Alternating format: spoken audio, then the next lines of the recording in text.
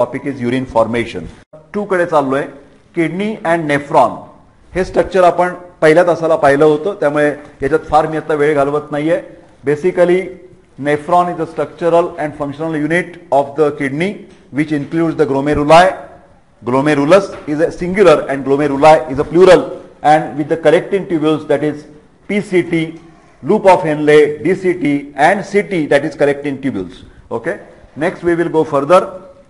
Now here is the nephron structure in detail. Slide number 3 वरती nephron ची आकृती आहे की ज्याच्यामध्ये तुम्हाला हे फिल्टर दिसते. घरामध्ये जसं आपलं गाळणं असतं, मराठीमध्ये चहा गाळताना जे गाळणं घेतो, चहाचं फनेल जे आहे ते लक्षात घ्या. त्या ठिकाणी मुख्य आता वेगळे नवीन मुद्दे तुम्हाला सांगतोय मी. ॲफरंट आर्टेरिओल हा एक शब्द आहे, तो मगाच्या तासाला मी एवढा रिपीट नव्हता केला, पण आता मला युरिन फॉर्मेशन कडे चाललोय मी. त्याच्यामुळे या गाळण्यामध्ये कोण येतंय बाबा, तर ॲफरंट आर्टेरिओल येत आहेत.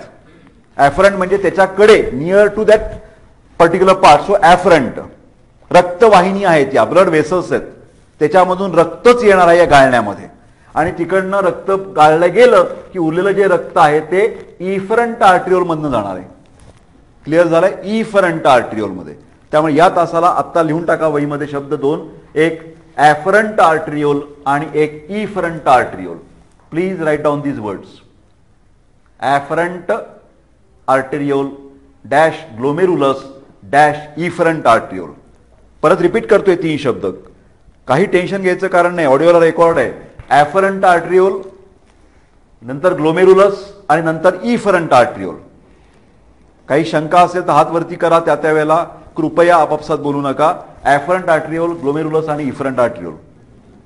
आता हे गाळण्याकडे नीट लक्ष द्या. हा फेंट कलर आहे बघा, फेंट कलर. ते कसं कसं चाललंय बघा. आणि इथे शब्द दिसलाय तुम्हाला PCT. फळ्याकडे बघा तरच कळेल, लिहू नका काही, मी सांगितलं तेवढंच लिहा. PCT कसं दिसतंय बघा, फेंट कलरचं आहे. या वळ्या वळ्या वळ्या वळ्या सगळ्या ट्युब्युल्स आहेत या सगळ्या. आणि या ट्युब्युल्स कुठे आल्यात आणि त्याच्या भोवताली इथे काय म्हणले बघा, पेरी ट्युब्युलर व्हेन्यूज. हा एक नवीन शब्द आहे आता, पेरी ट्युब्युलर व्हेन्यूज. म्हणजे त्या ट्युब्युलच्या भोवताली सर ऍक्शन करतायत, ट्युब्युलच्या भोवताली गुंडाळलेल्या आहेत म्हणून पेरी ट्युब्युलर व्हेन्यूज आहेत त्याच्यामध्ये. ते परत सगळं वरती गेलेलं आहे, डिस्टल कन्व्होल्युटेड ट्युब्युलला आलेला आहे इथे. आणि हा जो थिक दिसतोय तुम्हाला सगळा कलेक्टिंग ट्युब्युलचा पार्ट जो आहे नळीचा, तो दिसतोय तुम्हाला. स्लाइड नंबर 3 कडनं सर आता स्लाइड नंबर 4 कडे चाललेले आहेत. Very important slide. Slide number 4, title द्या urine formation. Dictation start. Slide number 4, urine formation. अनेक गोष्टी लिहायच्यात, डिक्टेशनचा कंटाळा करू नका. पहिलं वाक्य, nephron is a functional unit of kidney. नेफ्रॉनला काय नाव दिलंय बघा, nephron is a functional unit of kidney. नेफ्रॉन हा शब्द कधीही विसरू नका. Nephron is a functional unit of kidney. Next line. Dictation म्हणल्यानंतर आहे तसं कॉपी करायला जाऊ नका, पुढे पुढे जाऊ नका, सांगतोय तसंच लिहा. 3 स्टेप्स. आता काय डिक्टेशन आहे, 3 steps of urine formation. Please write down. Dictation चालू. 3 स्टेप्स ऑफ युरिन फॉर्मेशन. ओरलला सुद्धा हा प्रश्न विचारतात, युरिन फॉर्मेशन सांगा, तर फटकन या 3 स्टेप्स सांगायच्या, बाकी तो पुढे विचारतच नाही. त्यामुळे या 3 स्टेप्स प्रत्येकाच्या तोंडपाठ पाहिजेत, एकाखाली एक लिहायचे आहेत. Number 1, glomerular filtration. Glomerular filtration. Glomerular filtration. Marathi भाषिक मुलांनी कंसात मराठी शब्द लिहा. गाळण्याची प्रक्रिया, फिल्ट्रेशनची प्रोसेस आहे इथे. पुढे पाहिजे लिहा ब्लड फिल्ट्रेशन, कंसात लिहून टाका. कोणाला गाळायचंय आपल्याला, रक्ताला गाळायचंय. मुलांना तेच कळत नाही कुठलं काय गाळलं आपण. We are filtering the blood. Number 2, नवीन ओळीवरती, tubular. Tubular reabsorption. Tubular reabsorption म्हणजे काही पदार्थ आपण परत रक्तामध्ये घेतो, युरिन वाटे चाललेले असतात. अरे नको नको, थांब थांब थांब थांब, तू आमच्या गरजेचे ये पाठीमागे परत. आपण काही वेळेला सोडियमला परत घेतो, काही वेळेला पाण्याला परत घेतो. That is called as reabsorption. लक्षात आलंय. तिसरा खालच्या ओळीवर शब्द, ट्युब्युलर सिक्रीशन. सगळ्यात शेवटी काही पदार्थ उरलेले असतात ते आपण टाकून देतो परत एकदा. ओम स्वाहा, सगळा यज्ञ याग संपलेला आहे, उरलेलं सगळं तुम्ही त्या समिधायत सगळ्या टाकून द्या. पुजारी सांगतात बघा आपल्याला घरामध्ये, तसं आहे. की त्या शेवटच्या मोमेंटला काय करायचं, उरलं सुरलेलं जे वेस्ट प्रोडक्ट आहे ते त्यात टाकून द्यायचं. बहुतेक वेळा सगळ्यात कलेक्टिंग ट्युब्युलर ना शेवटी उरलेले हायड्रोजन आयन टाकले जातात. काय टाकले जातात, हायड्रोजन H+ आयन, आता नाही लिहायचे, हायड्रोजन आयन टाकले जातात. ते काय कशामध्ये येतं, ट्युब्युलर सिक्रिशन. आणि त्या हायड्रोजन आयन मुळेच, because of hydrogen ion the urine become acidic. आपली युरिन ही ऍसिडिकच असते. Blue litmus paper terms red. बरोबर आहे ना, ऍसिडिक म्हणजे. आता स्लाइड नंबर सर 5 वरती चाललेले आहेत. हे प्रत्येक गोष्ट आज आपल्याला लिहायची आहे, त्यामुळे लिहिण्याचा स्पीड वाढवा आणि कष्ट घ्या हाताला. पहिला शब्द आहे फिल्ट्रेशन. फिल्ट्रेशन पण डिक्टेशन देणार आहे मी. फिल्ट्रेशन मध्ये काय, S5 आहे आता आपली. या माझ्या स्लाइड मधल्या प्रत्येक रेखाकृती ज्या आहेत, या फिगर ज्या आहेत त्या कंपल्सरी आणि मॅन्डेटरी आहेत. प्रत्येक विद्यार्थ्यांनी, म्हणजे इतर फिगर बाबत मी कंपॅरिझन नव्हतं केलं कारण त्या सगळ्या सेमोलिंगम मधल्या होत्या. या माझे जे गुरु आहेत डॉक्टर A.R. जोशी सर यांनी मला शिकवल्याप्रमाणे त्यांनी स्वतः हाताने काढलेल्या फिगर्स आहेत. त्यामुळे हस्तलिखित फिगर्स ज्या आहेत त्या तुम्हाला परीक्षेला कंपल्सरी काढावयाच्या आहेत. एक वेळ आधीची ती प्रॉक्सिमल किडनीची ती सेमोलिंगम मध्ये ती काढली नाही तरी चालेल, पण या जे दिसत आहेत ना फरक कसा आहे ते तुम्हाला या काढायच्या आहेत तुम्हाला फिगर. आत्ता नाही, कृपा करून आत्ता काढू नका कारण कॉन्सन्ट्रेशन जातं आपलं. घरी जाऊन निवांत काढा. आता आपल्याला कीवर्ड द्यायचे, फिल्ट्रेशनचे मुद्दे द्यायचे. आपल्याला टायटल दिलं, फिल्ट्रेशन अंडरलाईन केलंय. पहिला मुद्दा खालच्या ओळीला, पहिला मुद्दा, blood is filtered. Blood is filtered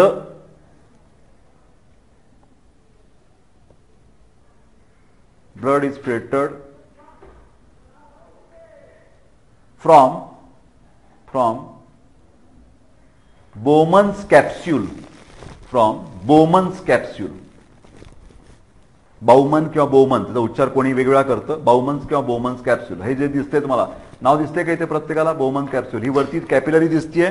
आकृती नीट समजून घ्या, काढू नका आत्ता, आकृती समजून घ्या. इकडनं ऍफरंट म्हणजे रक्त आलं इकडे, ही कॅपिलरी. आणि कशी आहे ती, फेनिस्ट्रेटेड आहे. हा शब्द महत्वाचा आहे घरी गेल्यानंतर. फेनिस्ट्रेटेड म्हणजे त्याला भोकं भोकं आहेत, जाळी जाळी आहेत, बारीक बारीक बारीक बारीक, आणि त्याच्यातून ब्लड इथे ठिबकतंय या नरसाळ्यामध्ये, बॉमन्स कॅप्सूलमध्ये. आणि याला, या बॉमन कॅप्सूलला आतमध्ये जे सेल्स आहेत त्याचं नाव आहे पोडोसाइट. बॉमन कॅप्सूलच्या आतल्या बाजूला जे लाइनिंग आहे त्या सेलला नाव आहे, त्या सेलला नाव आहे पोडोसाइट. आणि त्याचा आकार दिलेला आहे त्यांनी 8 मायक्रोम्यू. 8 मायक्रोम्यू आकृतीमध्ये चांगलं आहे ते. ओके, नवीन ओळीवरती लिहा आजचं वाक्य दुसरं. Epithelium, epithelium of Bowman's capsule. Epithelium of Bowman's capsule. Epithelium of Bowman's capsule is made up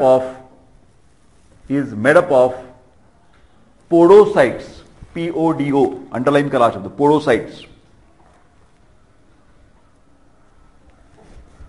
नवीन ओळीवरती, in between two podocytes slit pore, एक बारीकस भोक असतं. स्लिट पोर, पोर म्हणजे hole, very minute hole. Slit pore is present. Slit pore is present, comma, measuring 8 micro or milli mu. एवढं बारीक असतं ते, मायक्रोम्यू, मिलीम्यू. ओके, त्याच्यामुळे जे पदार्थ 8 म्यू पेक्षा जास्त मोठे आहेत ते त्याच्यामधून फिल्टर होणार नाहीत. 8 म्यू पेक्षा आकाराने मोठे असणारे पदार्थांमध्ये सगळ्यात मोठा पदार्थ असतो अल्ब्युमिन. तो याच्यातनं पास होत नाही. कशामुळे, पण हे जर गाळणं खराब झालं, हे पोडोसाइट सगळे फाटले तुटले, तरी मधली भोकं कशी होतील, मोठी मोठी होतील आणि त्यातनं अल्ब्युमिन पास होतं. जेव्हा अल्ब्युमिन युरिन मधनं येतं दॅट इज कॉल्ड ॲज अल्ब्युमिनुरिया. हा शब्द लिहून ठेवा, अल्ब्युमिनुरिया. ALBUMINURIA,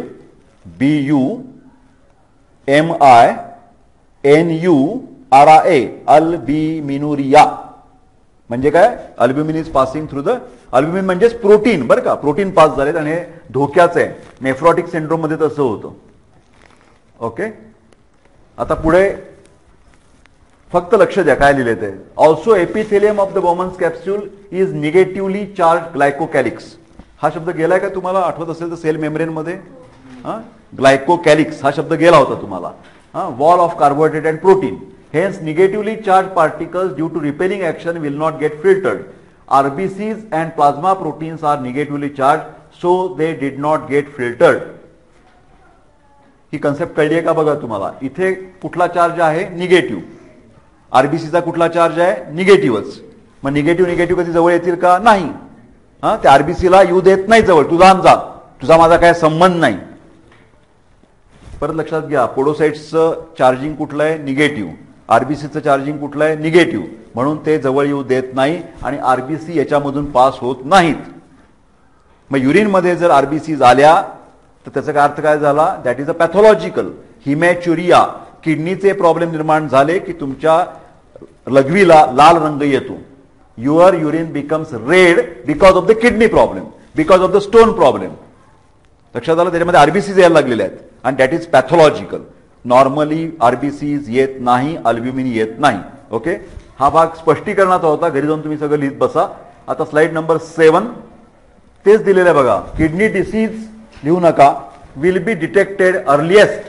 तुम्हाला किडनीचा प्रॉब्लेम शंका येत असेल, शंका घेण्याला अजून एक महत्वाचं लक्षण सांगतायत सर आत्ता. स्लाइड नंबर 7 वरती आहेत. आणि किडनीचं लक्षण असं आहे, फार टिपिकल आहे बरं का.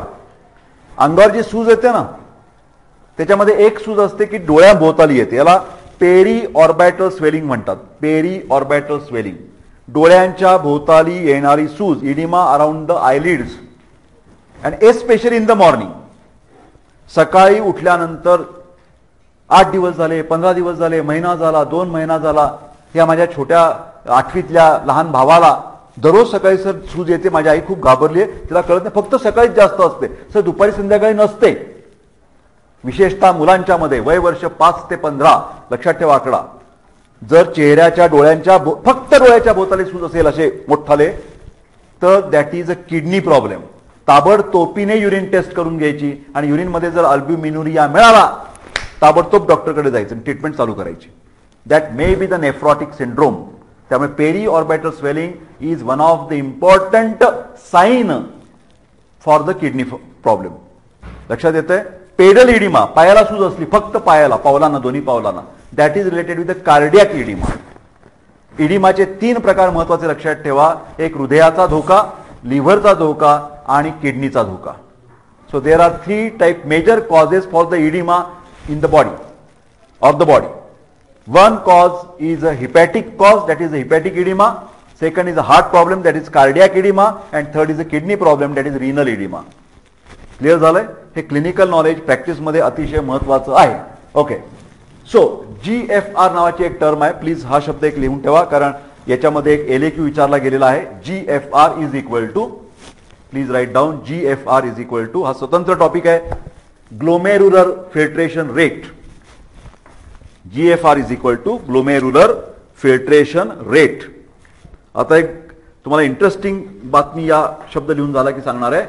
आता GFR ची गंमत कशी आहे बघा. ग्लोमेरुलर फिल्ट्रेशन रेट, याच्यावरती PYQ previous year question paper मध्ये प्रश्न आलेला आहे आणि तो प्रश्न असा आहे, लिहायची नाही गरज आता. Factors affecting GFR, factors affecting GFR असा प्रश्न आहे. पण GFR हा मुद्दा तुमच्या या सिलेबस मध्ये नाहीच आहे, ऑफिशियल नाही आहे. आता युरिनच्या अंदर तर काय सगळेच मुद्दे येतात, तर हा मला तुम्हाला फरक सांगायचा आहे की ॲज गुड ॲज हे सगळे टॉपिक वाईज गेलात तर हा मुद्दाच नाही आहे, पण त्याच्यावर मात्र प्रश्न विचारला गेलेला आहे. आणि याला स्वतंत्र लेक्चर लागणार, कारण हा स्वतंत्र मोठा टॉपिक आहे. Glomerular filtration rate is equal to 125 ml per minute, म्हणजे त्याचा हिशोब केला तर 180 litre per day. Filtered urine is 180 litre per day, but excreted urine is 1.5 litre per day only. Hence 99% is reabsorbed. लिहू नका, कृपा करून लिहू नका, कारण घरी जाऊन तुम्हाला परत लिहायचंच. आता फक्त आपण महत्वाचं समजून घेऊ. काय होते माहितीये का, गाळल्या खूप जात आहे. ब्लड 180 लिटर गाळलं जात आहे, पण फायनल आपल्या युरेथ्रामधून जी युरिन दररोज बाहेर पडते ती फक्त कशी आहे, 1.5 लिटर बाहेर पडते. फरक कळलाय का तुम्हाला? 180 लिटर गाळल्या गेलं, पण बाहेर किती आलं शेवटी? 1. याचा अर्थ मॅक्झिमम परत काय केलं, रिअब्सॉर्ब केलं गेलं. किती? जवळजवळ 99% रिअब्सॉर्ब केलं गेलेलं आहे. तर आता वहीत फक्त हा शब्द लिहा की 99% filtered blood is reabsorb. Material म्हणा, 99% filtered material, 99% filtered material is reabsorbed. 99% reabsorb झालेला आहे. हा फार महत्वाचा भाग आहे. आता सर स्लाइड नंबर 8 कडे चालले आहेत. पुढचा महत्वाचा मुद्दा आहे. स्लाइड पण महत्वाची आहे. वहीत आकडा लिहा. दुसरी स्टेप चालली आता. दुसरी step reabsorption. Please write down. Reabsorption. Reabsorption. आणि आता डिक्टेशन देणार आहे मी. आधी डिक्टेशन देतो आणि मग चर्चा करू आपण. Slide number 8. रिअब्सॉर्प्शन म्हणजे परत शोषून घ्यायचंय. हा, एकाखाली एक लिहा. In PCT dash 65%. आपण काय बोलतोय? रिअब्सॉर्प्शन. पीसीटी मध्ये किती रिअब्सॉर्प्शन झालं? 65. खालच्या वेळेला नंबर 2 लूप ऑफ हेनले किंवा Henle's loop. In Henle's loop dash 15%. Henle's loop मध्ये 15% रिअब्सॉर्ब झालं नवीन ओळीवरती. तिसरा आकडा इन डीसीटी 10%. आणि चौथा आकडा नवीन ओळीवरती in CT that is collecting tubule 9% reabsorb होतं. हे आकडे तुम्हाला कंपल्सरी लक्षात ठेवायचे आहेत. परत आकृती जी काढली आहे ती वहीमध्ये आणि घरी गेल्यानंतर आणि परीक्षेला काढायची आहे. परत लक्ष द्या कशी आकृती आहे ती. Concentrate on the board. Afferent ती बारीक वेसल आलेली आहे. इथे गाळल्या जाणारे कॅपिलरी आहे आणि बाहेर इफरंट चाललेली आहे. हे बॉमन्स कॅप्सूल आहे. हा पीसीटीचा सेक्शन आहे. आता या ठिकाणी हा तुम्हाला मार्क केलाय बघा. हा मार्किंग करायचं आहे कारण याचं स्पष्टीकरण पुढे आहे. पीसीटीचं कसं रिअब्सॉर्प्शन होतं, हेनलेज लूप मध्ये कसं होतं, या प्रत्येकाचं वर्णन पुढे आहे. हा डिसेंडिंग लिंब आहे, हा असेंडिंग लिंब आहे आणि हा लूप ऑफ हेनले आहे इथे. आणि हे कलेक्टिंग ट्यूब्यूल आहे. ही आकृती अत्यंत महत्वाची आहे S8 वरची. आता मी पुढे चाललो S9 वरती. टायटल द्या S9. Reabsorption at PCT. Reabsorption at PCT. Slide number 9. Reabsorption at PCT. ही पण आकृती परीक्षेला काढावयाची आहे. प्रत्येक आकृती इज मॅन्डेटरी. ज्याच्या आकृत्या कमी त्याला मार्क कमी. क्लिअर आहे माझा हिशोब. आणि त्या त्या ठिकाणीच ती काढायची. सगळ्या एकदम काढून ठेवायच्या नाही आकृत्या. ते तर पार्ट आला की तिथे आकृती आली पाहिजे कारण व्हेरी सिग्निफिकंट आहे ते. आता पीसीटी मधलं ऍब्सॉर्प्शन कसं होतं याचं वर्णन आहे. खाली पहिला आकडा पीसीटी हॅज ब्रश बॉर्डर. त्याची जी बॉर्डर आहे ती दिसत असेल तुम्हाला. ही ब्रश बॉर्डर आहे. आपला पेंट करायचा जसा ब्रश असतो खडबडीत तसे धागे धागे धागे धागे आहेत त्याला. याला ब्रश बॉर्डर असं म्हणलेलं आहे पीसीटी मध्ये. नवीन ओळीवरती number 2 due to mitochondria active transport. जेव्हा मायटोकॉन्ड्रिया जास्त असतात तेव्हा एटीपी तयार होतं आणि एटीपी असेल तर त्याला आपण काय म्हणतो? ऍक्टिव्ह. हा शब्द गेलाय तुम्हाला आठवत असेल तर. Active transport and passive transport. मग हे ट्रान्सपोर्ट कसं ऍब्सॉर्प्शन कसं होणार आहे? ऍक्टिव्हली होणार आहे. जोर लावून जोर लगा के कुठे जायचंय आपल्याला? परत रक्तामध्ये जायचं. मायटोकॉन्ड्रियाच्या माध्यमातून सगळं तिकडे जाणार आहे परत. ऍक्टिव्ह ट्रान्सपोर्ट झालं. खालच्या ओळीला लिहा reabsorption of glucose comma amino acids comma Na comma Ca comma K comma HCO3. हे सगळे पदार्थ परत रिअब्सॉर्ब केले जातात. Glucose, amino acids, Na, Ca, K, bicarbonates. Active ट्रान्सपोर्टमुळे सगळे पदार्थ रिअब्सॉर्ब केले जातात. इथपर्यंत कळलंय. आता तिसरा नवीन आकडा पुढच्या ओळीला because of the Na comma H2O किंवा water is also reabsorb. Because of the Na slide number 8-9 वरती आहे मी. Because of the Na water is also reabsorb. का बरं? मीठ हायग्रोस्कोपिक असतं प्रत्येकाला माहिती आहे ना. मीठ म्हणजे NaCl. जर सोडियम गेला मॉलिक्युल त्याच्याबरोबर कोण जातं? पाणी पण त्या रक्तामध्ये परत जातं. म्हणजे पीसीटीच्या ठिकाणी ऍक्टिव्ह ट्रान्सपोर्ट होतं. या पदार्थांची नावं कळली तुम्हाला. आणि सोडियम बरोबर काय जातं? पाणी पण परत रिअब्सॉर्ब केलं जातं. आता सर चाललेत स्लाइड नंबर 10 वरती. टायटल द्या वरती reabsorption in the loop of Henle. Reabsorption in the loop of Henle. Loop of Henle इथे मात्र वेगळं आहे, अंडरलाईन करा कारण हे टायटल आहे. खालच्या ओळीला फ्लॅट एपिथेलियम, मगाचा ब्रश बॉर्डर होती, इथे कसं आहे सरळ फ्लॅट एपिथेलियम आहे. फुल स्टॉप. नो एनर्जी, पुढेच लिहा no energy no carrier, no energy no carrier, full stop. So water is absorbed, so water is absorbed through osmosis. Water is absorbed through osmosis. हे कसलातला प्रकार आहे ऑस्मोसिसचा, आठवतंय का काही? कंसातल्या passive transport. This is a passive transport झाला ना, energy नाही, एटीबेज नाही, म्हणजे दिस इज पॅसिव्ह ट्रान्सपोर्ट. आता इथे तुम्हाला प्रॅक्टिकली गोष्ट एक सांगितलेली आहे,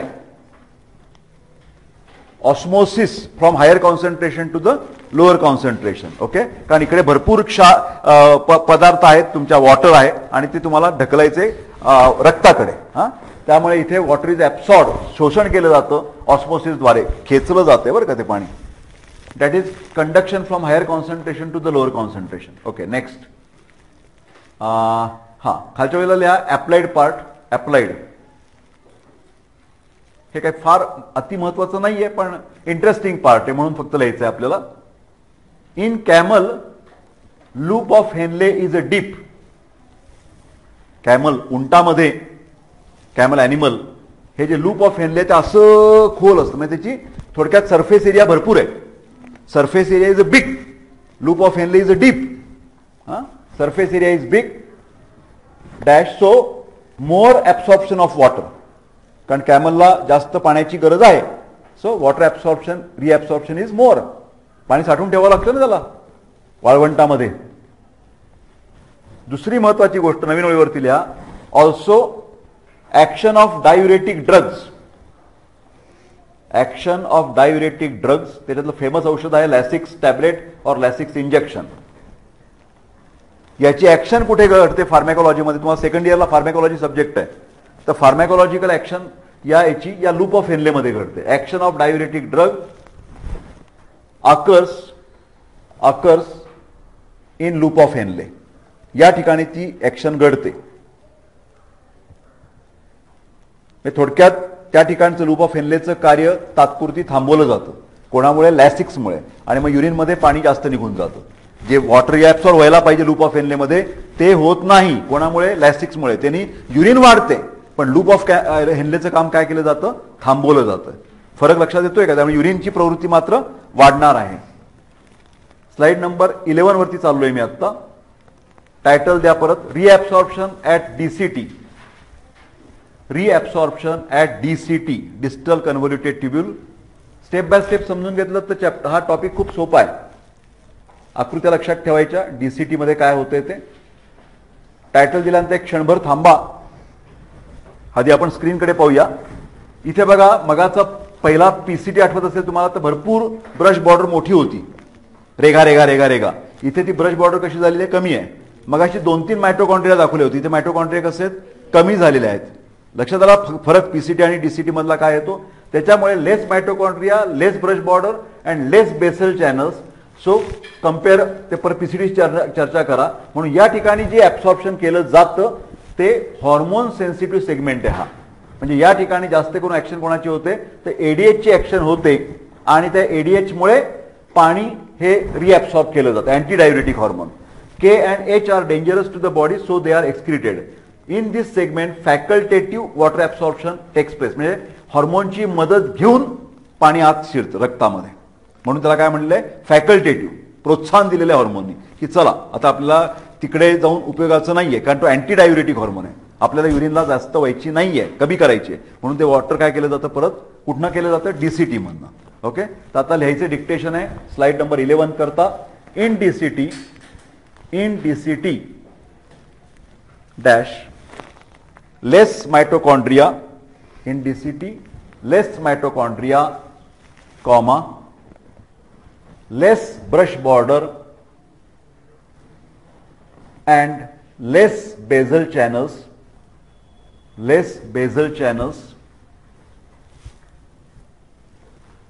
डॅश काढा, मोठा dash, compare to PCT.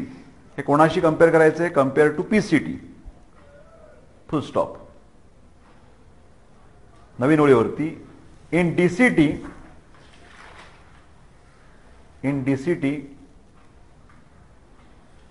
because of the ADH, comma, water is reabsorbed. कोणामुळे? ADH मुळे. लक्षात येते? Dash. Hence DCT is called hormone sensitive segment.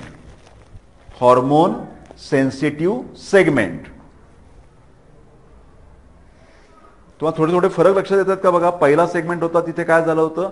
Active transport होता पीसीटीला. आठवतंय का? भरपूर मायटोकॉन्ड्रिया. आपण लूप ऑफ हेनलेमध्ये आलो होतो तेव्हा काय झाला होता प्रकार? तेव्हा ऑस्मोसिस म्हणजे काय झालं होतं? पॅसिव्ह ट्रान्सपोर्ट सुरू झाला होता. आता इथे आलोय आपण डीसीटीला, तिथे कुठला संबंध येतोय? हॉर्मोनचा संबंध येतोय. आणि तो सेगमेंट कसा आहे? हॉर्मोन सेन्सिटिव्ह आहे. त्याच्या मदतीमुळे पाणी शोषलं जाते. तिन्ही सेगमेंट मधले फरक कळलेत? सोपे फरक. आता याच ठिकाणी अजून एक, खरं तर रिअब्सॉर्प्शनच्या जोडीला काही गोष्टी एक्सक्रीट पण होतात. त्यामुळे नवीन ओळीवरती लिहा, in DCT K and H R excreted. Potassium आणि हायड्रोजनचे आयन बाहेर टाकले जातात. के म्हणजे पोटॅशियम आणि एच म्हणजे हायड्रोजन. पोटॅशियम आणि हायड्रोजन हे बाहेर टाकलं जातं, एक्सक्रीट केलं जातं. खरं टायटल तुमचं रिअब्सॉर्प्शन आहे, मला मान्य आहे, पण ही ऍडिशनल नोट झाली की या ठिकाणी काही गोष्टी बाहेर पण टाकल्या जातात की ज्या आपल्या शरीराला नको आहेत. काय नको आहे? पोटॅशियम आवश्यकतेपेक्षा जास्त. पोटॅशियम नको आहे असं नसतं, पोटॅशियम शरीराला पाहिजे, पण एका लिमिट पलीकडे गेलं तर ते इथनं बाहेर टाकलं जातं. तसंच हायड्रोजनचं पण आहे, एका लिमिटच्या बाहेर गेलेत की या मॉलिक्युल्स बाहेर टाकले जातात. ओके, आता आपण स्लाइड नंबर 12 कडे चाललेलो आहोत. टायटल द्या 12चं, S12, reabsorption in CT. Title द्यायचे रिअब्सॉर्प्शन इन सिटी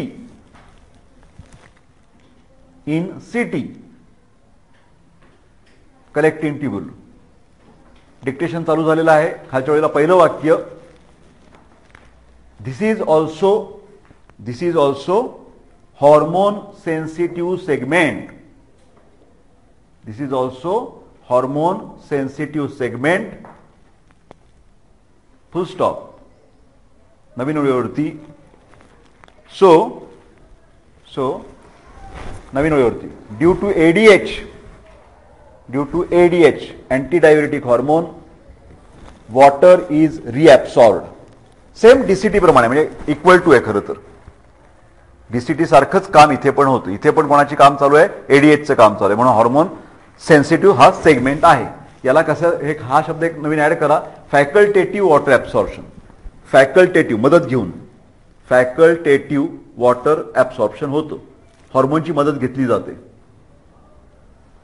फॅकल्टेटिव्ह हा अंडरलाईन करा शब्द आणि पाठ करा, फॅकल्टेटिव्ह. आता पुढे स्लाइड नंबर 13 कडे चाललेत सर. ओके, तिसरा मुद्दा आपल्या त्या स्टेप्स मधला, ट्युब्युलर सिक्रिशन. आता रिअब्सॉर्प्शन संपलंय, आता आपण सिक्रिशन बद्दल बोलतोय. पहिलं फिल्ट्रेशन होतं, नंतर रिअब्सॉर्प्शन होतं आणि तिसरा सिक्रिशनचा मुद्दा आहे. टायटल द्या, युरिन फॉर्मेशनची तिसरी स्टेप चालू झालेली आहे.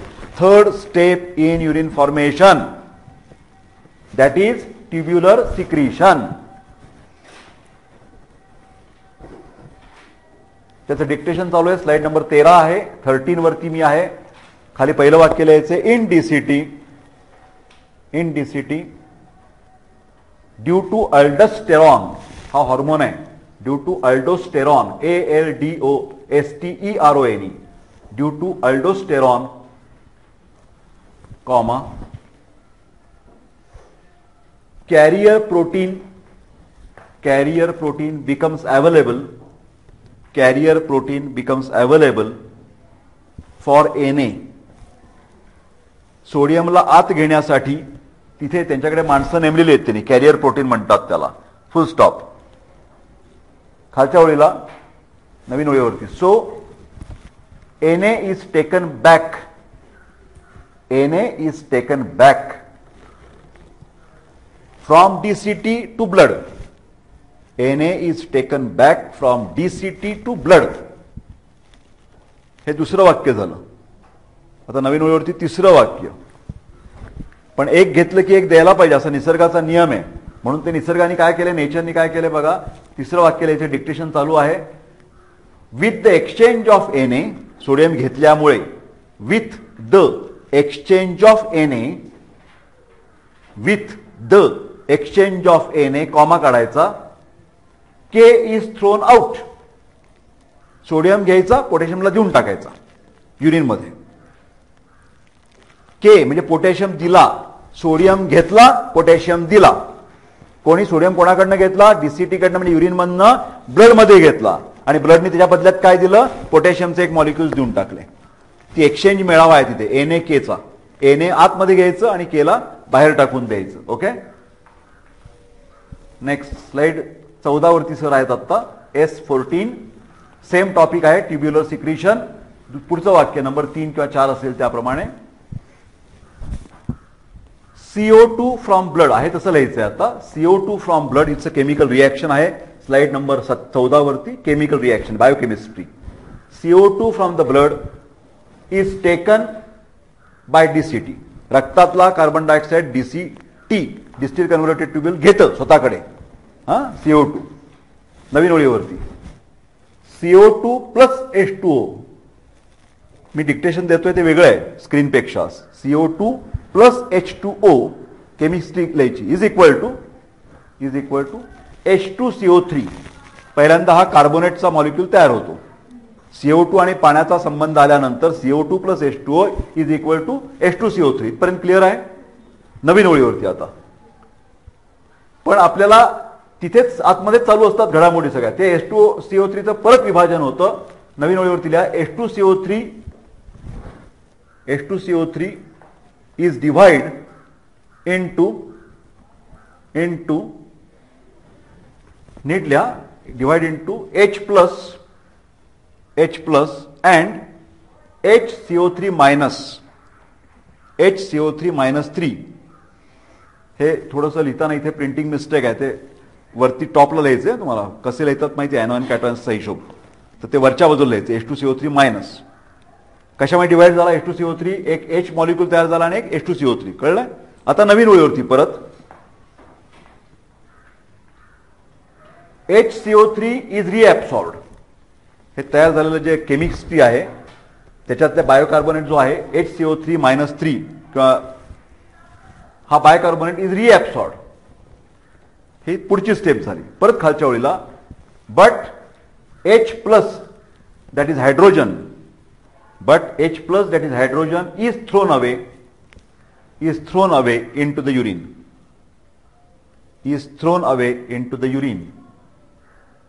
हे घरी जाऊन तुम्हाला एकदा दोनदा पाचदा वाचावं लागेल म्हणजे ती बायोकेमिस्ट्री नीट लक्षात येईल तुमच्या. खालच्या ओळीला, because of the H plus ion urine becomes acidic. Slide 14च आहेत याच्यामध्ये. 15वी स्लाइड ही थँक्यूची ती काय हे नाहीये, सिग्निफिकंट नाहीये. त्यामुळे या ठिकाणी जवळजवळ युरिन फॉर्मेशनची प्रक्रिया संपलेली आहे. हे शेवटचं जे इक्वेशन आहे ते परत, कारण इथे लिहिताना जरा गडबड झाली आहे बरं का. आत्ता वहीत लिहिलं ते जास्त चांगलं लिहिलंय आपण. म्हणजे CO2 is cached by the DCT. त्याचं पाण्याबरोबर मिक्सचर होतं आणि H2CO3 तयार होतो. परत H2CO3चं तुम्ही म्हणून एवढे उद्योग करायचे कशाला, तर त्यांना करावे लागतात कारण आपल्याला H बाहेर काढायचं आहे. म्हणून H2CO3 परत डिवाइड केला जातो केमिस्ट्रीद्वारे. H वेगळा आणि HCO3 वेगळं. HCO3 ला घेऊन टाकायचा बायकार्बोनेटला आणि याला हायड्रोजनला बाहेर पाठवून द्यायचा. थोडक्यात युरिन फॉर्मेशन मध्ये 3 महत्वाच्या स्टेप्स आपण आज शिकलो. एक आहे युरिन फिल्ट्रेशन, नंबर 2 आहे रिॲब्सॉर्प्शन आणि नंबर 3 आहे युरिन सिक्रिशन आहे. ओके, तर ऍब्सॉर्प्शन करताना आपल्याला माहिती आहे की एफरंट मधनं ब्लड येणार आहे आणि इफरंट मधनं ते बाहेर जाणार आहे.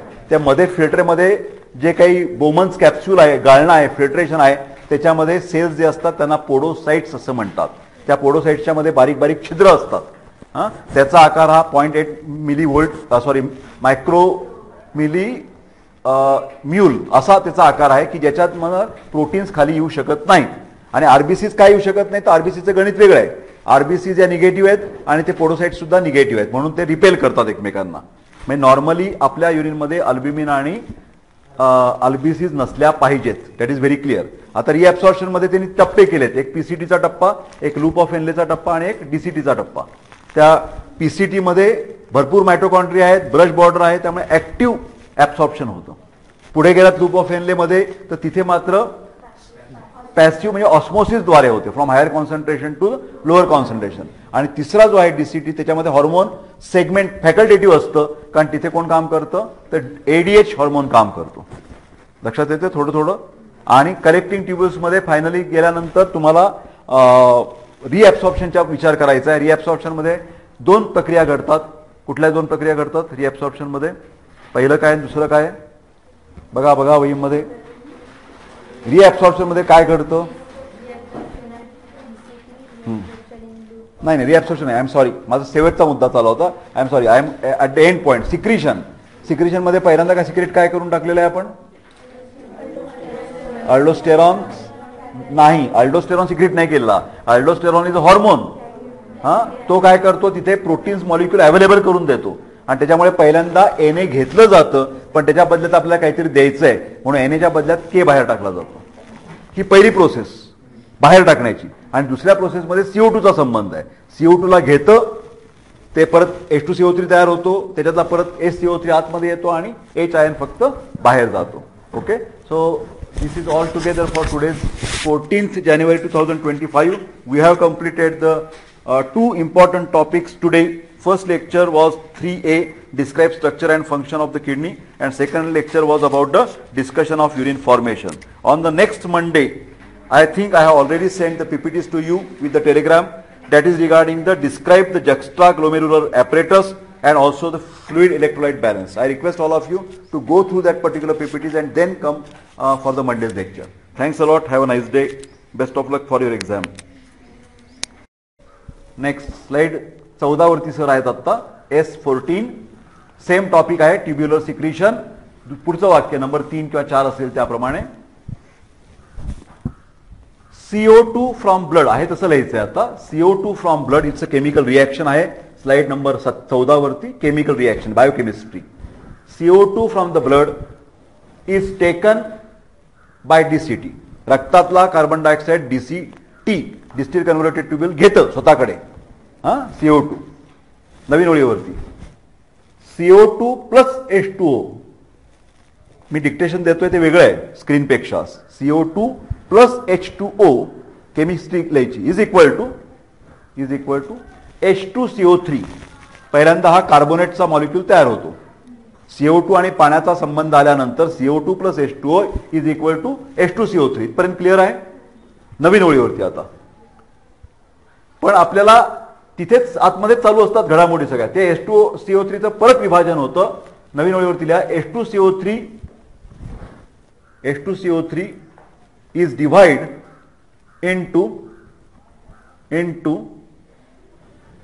नीट लिहा, divide into H plus and HCO3 minus 3. हे थोडंसं लिहिताना इथे प्रिंटिंग मिस्टेक आहे. ते वरती टॉपला लिहायचं आहे. तुम्हाला कसे लिहितात माहिती आहे ॲनॉन कॅटॉन्सचा हिशोब.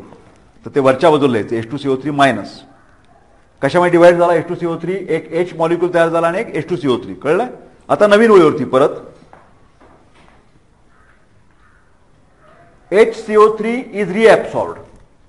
हे तयार झालेलं जे केमिस्ट्री आहे त्याच्यातल्या बायोकार्बोनेट जो आहे HCO3 मायनस 3 किंवा हा बायोकार्बोनेट इज रिअब्सॉर्ब्ड. ही पुढची स्टेप झाली. परत खालच्या ओळीला but H plus that is hydrogen is thrown away into the urine.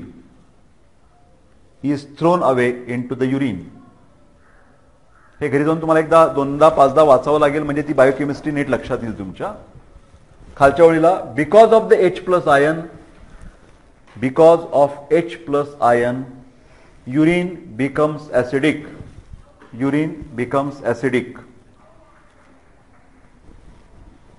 Slide 14च आहेत याच्यामध्ये. 15वी स्लाइड ही थँक्यूची ती काय हे नाहीये, सिग्निफिकंट नाहीये. त्यामुळे या ठिकाणी जवळजवळ युरिन फॉर्मेशनची प्रक्रिया संपलेली आहे. हे शेवटचं जे इक्वेशन आहे ते परत, कारण इथे लिहिताना जरा गडबड झाली आहे बरं का. आत्ता वहीत लिहिलं ते जास्त चांगलं लिहिलं आहे आपण. म्हणजे CO2 is cached by the DCT, त्याचं पाण्याबरोबर मिक्सचर होतं आणि H2CO3 तयार होतो. परत H2CO3चं तुम्ही म्हणा एवढे उद्योग करायचे कशाला, तर त्यांना करावे लागतात कारण आपल्याला H बाहेर काढायचं आहे. म्हणून H2CO3 परत डिव्हाइड केला जातो केमिस्ट्रीद्वारे. H वेगळा आणि HCO3 वेगळं. HCO3 ला घेऊन टाकायचा बायकार्बोनेटला आणि याला हायड्रोजनला बाहेर पाठवून द्यायचा. थोडक्यात युरिन फॉर्मेशनमध्ये 3 महत्त्वाच्या स्टेप्स आपण आज शिकलो. एक आहे युरिन फिल्ट्रेशन, नंबर 2 आहे रिॲब्सॉर्प्शन आणि नंबर 3 आहे युरिन सिक्रिशन आहे. बघ तर ॲब्सॉर्प्शन करताना आपल्याला माहिती आहे की ॲफरंटमधनं ब्लड येणार आहे आणि इफरंटमधनं ते बाहेर जाणार आहे. त्यामध्ये फिल्टरमध्ये जे काही बोमन्स कॅप्सूल आहे, गाळणं आहे, फिल्ट्रेशन आहे, त्याच्यामध्ये सेल्स जे असतात त्यांना पोडोसाइट्स असं म्हणतात. त्या पोडोसाइट्सच्या मध्ये बारीक बारीक छिद्र असतात. त्याचा आकार हा 0.8 मायक्रो मिली म्यूल असा त्याचा आकार आहे की ज्याच्यात मग प्रोटीन्स खाली येऊ शकत नाहीत. आणि आरबीसीज काय येऊ शकत नाही, तर आरबीसीचं गणित वेगळं आहे. आरबीसीज या निगेटिव्ह आहेत आणि ते पोडोसाइट्स सुद्धा निगेटिव्ह आहेत, म्हणून ते रिपेल करतात एकमेकांना. म्हणजे नॉर्मली आपल्या युरिनमध्ये अल्ब्युमिन आणि आरबीसीज नसल्या पाहिजेत. That is very clear. आता रिॲब्सॉर्प्शन मध्ये त्यांनी टप्पे केलेत. एक पीसीटीचा टप्पा, एक लूप ऑफ एनलेचा टप्पा आणि एक डीसीटीचा टप्पा. त्या पीसीटी मध्ये भरपूर मायटोकॉन्ड्रिया आहेत, ब्रश बॉर्डर आहे, त्यामुळे ऍक्टिव्ह ऍब्सॉर्प्शन होतं. पुढे गेलात लूप ऑफ एनले मध्ये तर तिथे मात्र पॅसिव्ह म्हणजे ऑस्मोसिसद्वारे होते, from higher concentration to lower concentration. आणि तिसरा जो आहे डीसीटी, त्याच्यामध्ये हॉर्मोन सेगमेंट फॅकल्टेटिव्ह असतं, कारण तिथे कोण काम करतं, तर एडीएच हॉर्मोन काम करतो. लक्षात येते थोडं थोडं. आणि कलेक्टिंग ट्युब्युल्समध्ये फायनली गेल्यानंतर तुम्हाला रिॲब्सॉर्प्शनचा विचार करायचा आहे. रिॲब्सॉर्प्शनमध्ये 2 प्रक्रिया घडतात. कुठल्या 2 प्रक्रिया घडतात रिॲब्सॉर्प्शनमध्ये? पहिलं काय, दुसरं काय? बघा वहीमध्ये रिॲब्सॉर्प्शनमध्ये काय घडतं? नाही रिॲब्सॉर्प्शन आहे. आय एम सॉरी, माझा शेवटचा मुद्दा चालू होता. I am sorry, I am at the end point. सिक्रिशनमध्ये पहिल्यांदा काय सिक्रेट काय करून टाकलेलं आहे आपण? अल्डोस्टेरॉन नाही, अल्डोस्टेरॉन सिक्रेट नाही केलेला. Aldosterone is a hormone. तो काय करतो, तिथे प्रोटीन्स मॉलिक्यूल अवेलेबल करून देतो आणि त्याच्यामुळे पहिल्यांदा एनए घेतलं जातं, पण त्याच्या बदल्यात आपल्याला काहीतरी द्यायचंय म्हणून एनएच्या बदल्यात के बाहेर टाकला जातो. ही पहिली प्रोसेस बाहेर टाकण्याची. आणि दुसऱ्या प्रोसेसमध्ये CO2चा संबंध आहे. CO2 ला घेतं, ते परत H2CO3 तयार होतो, त्याच्यातला परत HCO3 आतमध्ये येतो आणि H आयन फक्त बाहेर जातो. Okay, so this is all together for today's 14th January 2025. We have completed the 2 important topics today. First lecture was 3A, describe structure and function of the kidney, and second lecture was about the discussion of urine formation. On the next Monday, I think I have already sent the PPTs to you with the telegram. That is regarding the describe the juxtaglomerular apparatus and also the fluid electrolyte balance. I request all of you to go through that particular PPTs and then come for the Monday's lecture. Thanks a lot. Have a nice day. Best of luck for your exam. Aldosterone is a hormone. तो काय करतो, तिथे proteins molecule available करून देतो आणि त्याच्यामुळे पहिल्यांदा NA घेतलं जातं, पण त्याच्या बदल्यात आपल्याला काहीतरी द्यायचंय म्हणून एनएच्या बदल्यात के बाहेर टाकला जातो. ही पहिली प्रोसेस बाहेर टाकण्याची. आणि दुसऱ्या प्रोसेसमध्ये CO2चा संबंध आहे. CO2 ला घेतं, ते परत H2CO3 तयार होतो, त्याच्यातला परत HCO3 आतमध्ये येतो आणि H आयन फक्त बाहेर जातो. Okay, so this is all together for today's 14th January 2025. We have completed the 2 important topics today. First lecture was 3A, describe structure and function of the kidney, and second lecture was about the discussion of urine formation. On the next Monday, I think I have already sent the PPTs to you, and second lecture was about the discussion of urine formation.